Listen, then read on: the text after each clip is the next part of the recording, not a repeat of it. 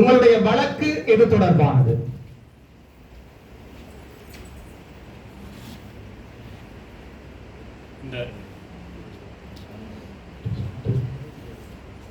இன்றைய இந்த வழக்காடு மன்றத்திலே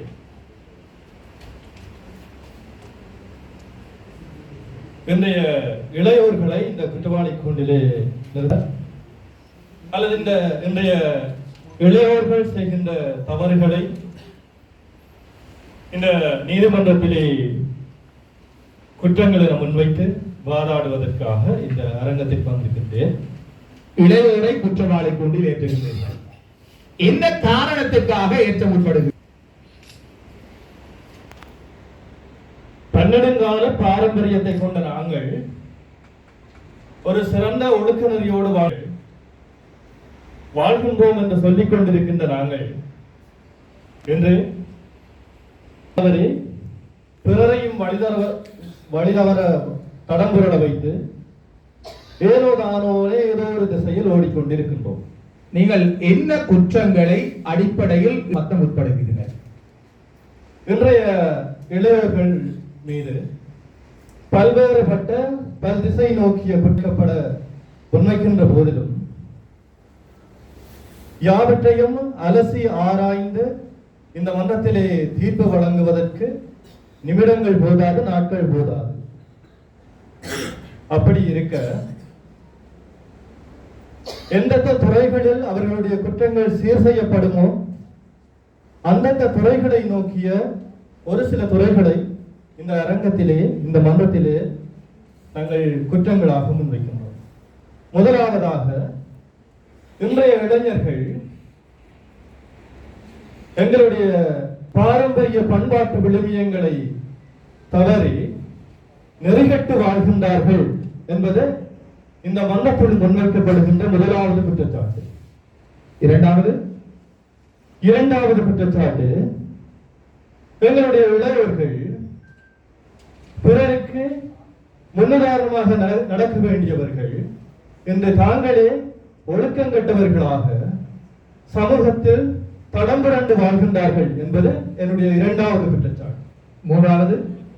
மூன்றாவது குற்றச்சாட்டு, எங்களுடைய இளையோர்கள் கடமைகள் பொறுப்புகள் யாவற்றையும் மறந்து தரிகட்டு வாழ்கின்றார்கள் என்பது என்னுடைய மூன்றாவது குற்றச்சாட்டு. சரி, இந்த குற்றச்சாட்டுகளை எதிர்த்தரப்பு தலைமை சட்டத்திரணி அவர்கள் ஏற்றுக்கொள்கின்றாரா? இன்றைய இந்த பொங்கல் நிகழ்வை கொண்டாடி கொண்டிருக்கும் அனைவருக்கும் முதற்கண் வணக்கங்கள். நீதிபதி அவர்களுக்கும் என்னுடைய வணக்கத்தை தெரிவித்துக் கொண்டு இங்கே பேச்சாளராக கலந்து கொண்டிருக்கின்ற அனைவருக்கும் என்னுடைய வணக்கத்தை தெரிவித்துக் கொள்கின்றேன். இந்த வழக்கு முன்வைப்பிலே எனக்கு சற்று தெளிவு தேவைப்படுகிறது. இதில் இளைஞர்கள் என்கிற சொல்லை இவர்கள் பயன்படுத்துகிறார்கள். இங்கு இளைஞர்கள் என்பது ஒரு பாலினத்தை சேர்ந்ததா என்கிற ஒரு விளக்கம் தேவைப்படுகிறது. அதே போல இந்த இளைஞர்கள் அல்லது நான் குறிப்பிடுகின்ற இந்த இளையோர் என்கிற இந்த சொல்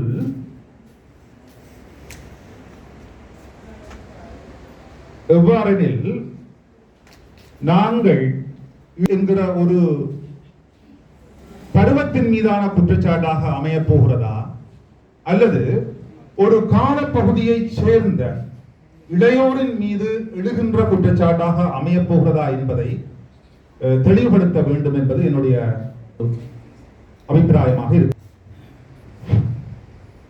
இளையோர் நாங்கள் முதலாவது வயதை கருத்தில் கொள்ளுகின்றோம். அதுபோல இளையோர் என்பது ஆண்கள் பெண்கள் இரு பாலரையும் குறிக்கும். அப்படித்தானே? மதிப்பிற்குரிய நீதிபதி அவர்களே, இளையோர் என்பது இரண்டு கேள்விகளை எங்களுடைய எதிர்த்தரப்பு சட்டத்தரணி முன் வைத்திருந்தார். இளையோர் என்பது முதலாவது கேள்வி. இளையோர் என்பது எங்களுடைய மனித சமுதாயம் மூன்று பிரிவினராக இருக்கின்றார்கள். முதலாவது குழந்தைகள், சிறுவர்கள். இரண்டாவது இளையோர்கள். மூன்றாவது முதியோர்கள். இந்த சிறுவர்களும் குழந்தைகளும் இளையோர்கள் மீது தங்கி வாழ்கின்றனர். அதே போன்று முதியவர்கள் இளையோர்கள் மீது தங்கி வாழ்கின்றனர். இப்போது புரிந்திருக்கும், இளையோர்கள் எனப்படுபவர்கள் தங்களையும் தங்களை சார்ந்தவர்களையும் நோயுற்று இருப்பவர்களையும்